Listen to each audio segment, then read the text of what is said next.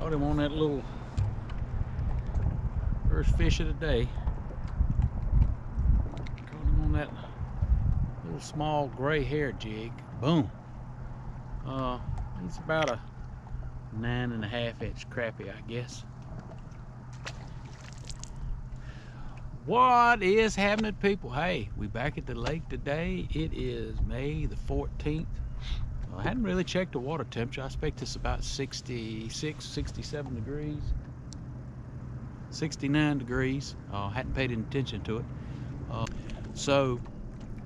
Fish are transitioning off the banks back out to some deeper water. I just caught that fish. The water was about 25 feet deep. There's some structure here that I know that's on the bottom here, so I got here kind of late. I don't have a lot of time to be looking around for fish.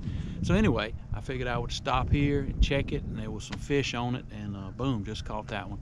And hey guys, we appreciate all the support we get for the channel. If you like what we're doing, hey, don't forget to hit that subscribe button down there below. Hey, it helps the channel. Hey guys, let's go catch another fish. I've been playing around with some colors this afternoon with some different combinations, and because of this live scope, I can actually see how the fish actually respond to different colors. And let me show you what I wound up doing. So I wound up putting this little gray hair jig right here on the top, and that's about 18 inches of line. And I went with a lighter head on the bottom. I did have that black head on. It weighs more than 1/8 of an ounce, and that's just a shad color body. But man, you can't tell me that don't look like a baby shad. And so I'm gonna try this combination. The water is really clear, and many times this time of year, it won't be but a week or two, I'm gonna switch over probably about 4 or either 2 pound test line. And these fish are coming in looking at these lures, but they're not actually biting. So anyway, let's get back over here to this structure. Hey, see if we can catch another fish. So let's go catch a fish. And boom. I said boom. Actually saw that fish coming up out of that structure to actually bite. You know, and that's a decent crappie right there. Now you see which one he hit. He actually hit that bottom jig. It looks like the shad. And boom, that's a good crappie. 10-inch crappie. Skinny fish. Hey, and it's going to be a few more weeks. These crappie are going to start reacting to some jigs, and a few more weeks, these fish are going to start reacting really well to spoons. And we're going to do a couple of shows this summer about jigging spoons. And I've got a gold one on, and I'm going to probably try it this evening because I love to jig for crappie this time of year. So now these fish are sitting right on top of the structure. So anytime you come up and you know, if you mark fish and they're sitting up high in the water column, that is a good chance that those fish will actually bite. So we're coming over the structure right now, so I'm gonna get into position and see if we can pull one out of it.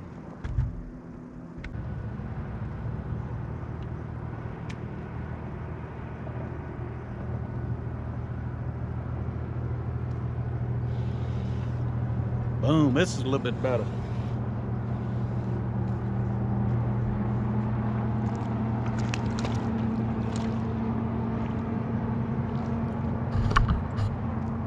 Now this one hit the gray jig. I'll show you when it comes up. That gray jig is awesome, man. I'm telling you. I like to use that in the combination.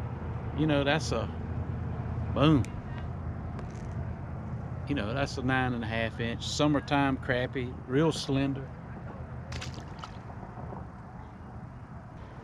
Now I'm pretty sure that this rig is fairly light. Now I could have done a couple of different combinations.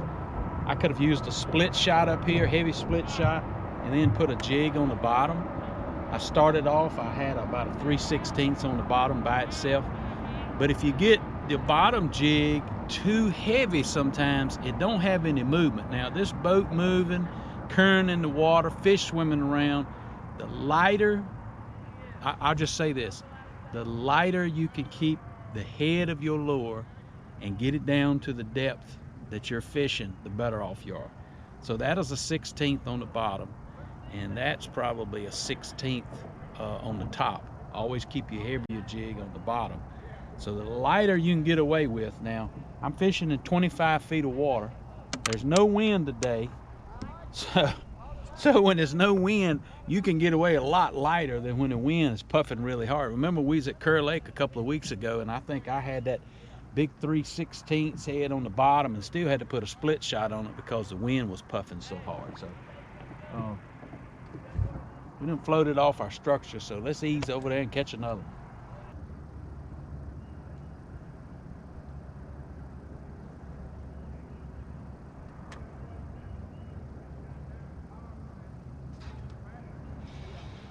Boom.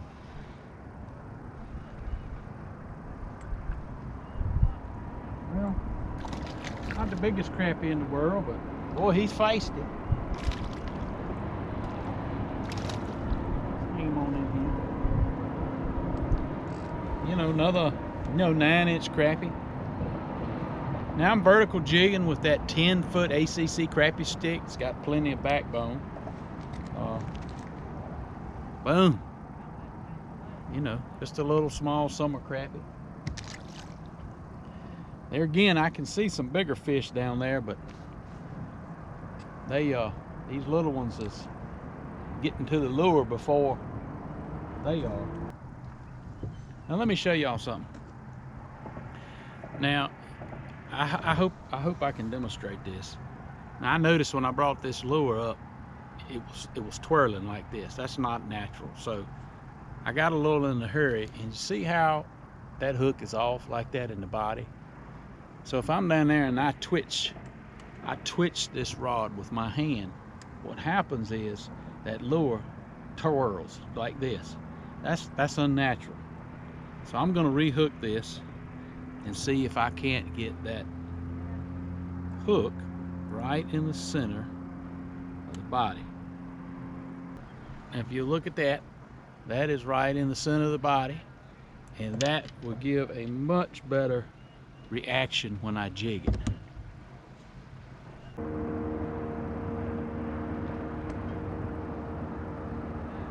Boom.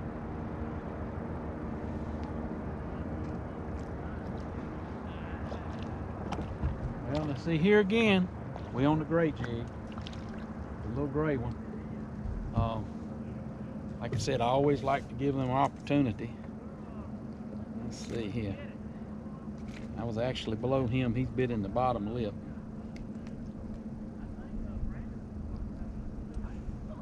Small crappie. Ain't no big linebackers in there.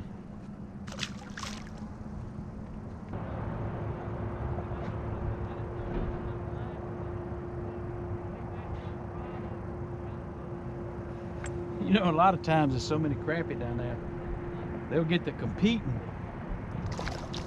They'll get to competing over who's gonna actually get to the lure.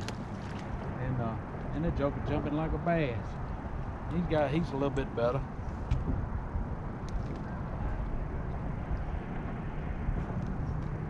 Boom. You know, good summertime crappie, early summertime crappie.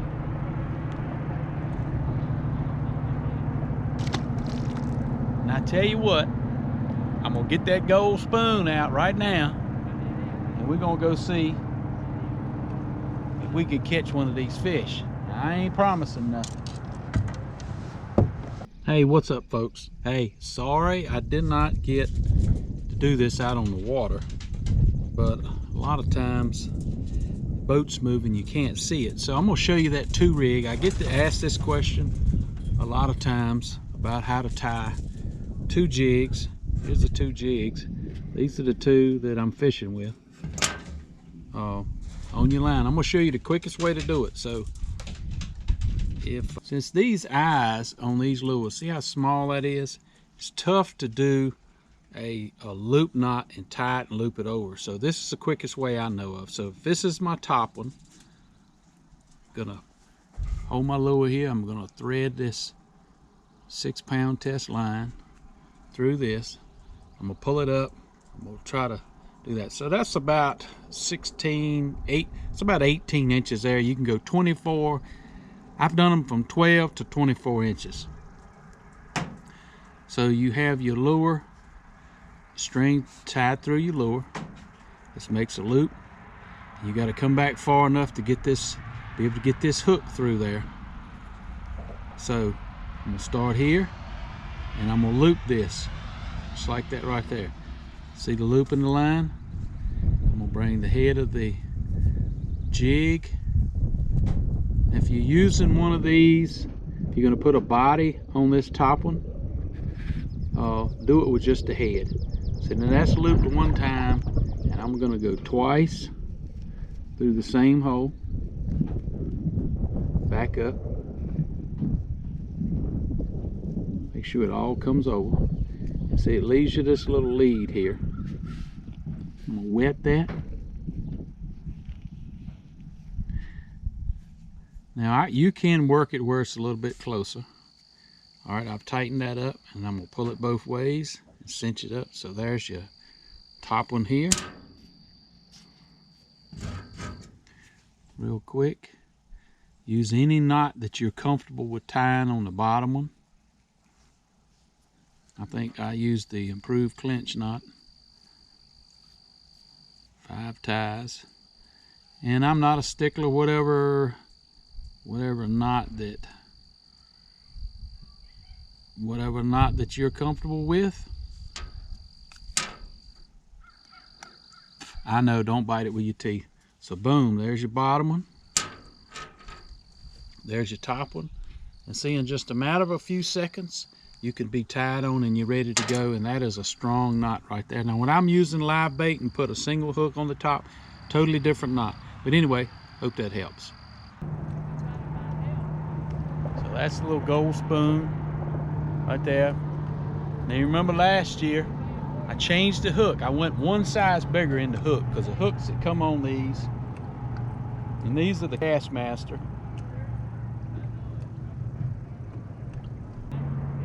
1/8 ounce, that's what they are.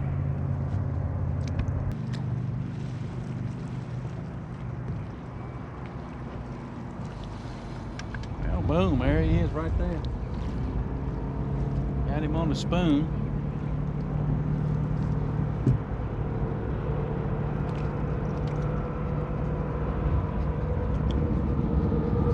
Just a small crappie.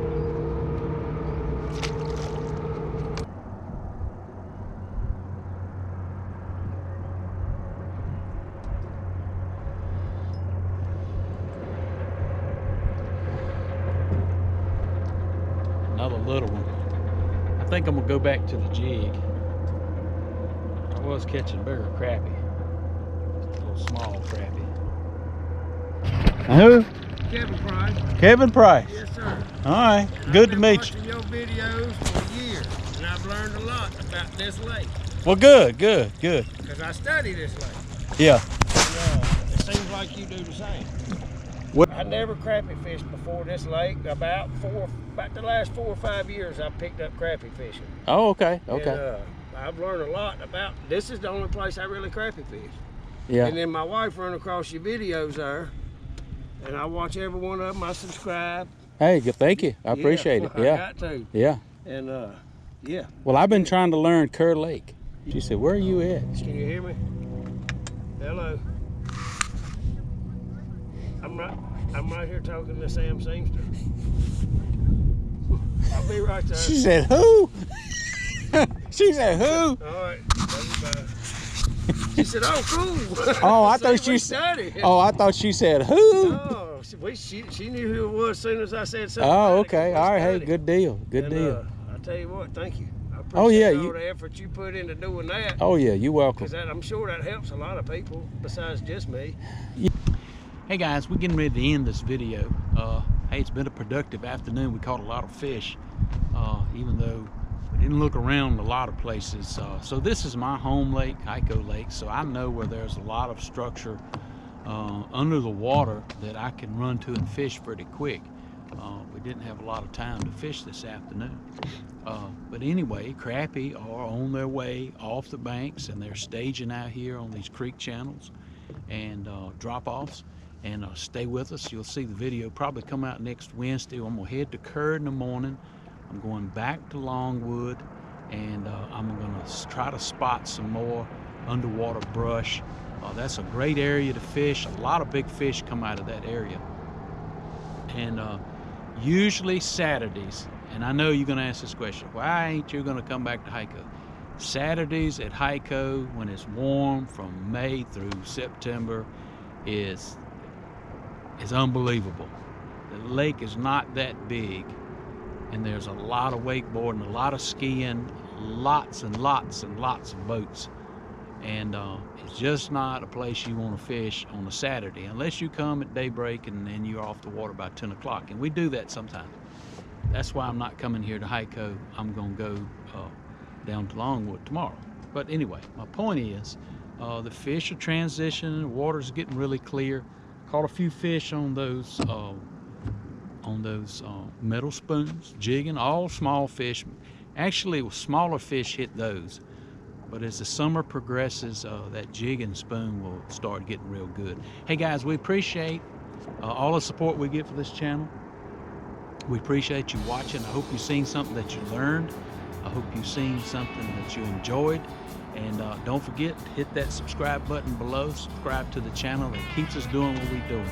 Hey guys, and you remember, it's a wild life, and I'll see you on the water.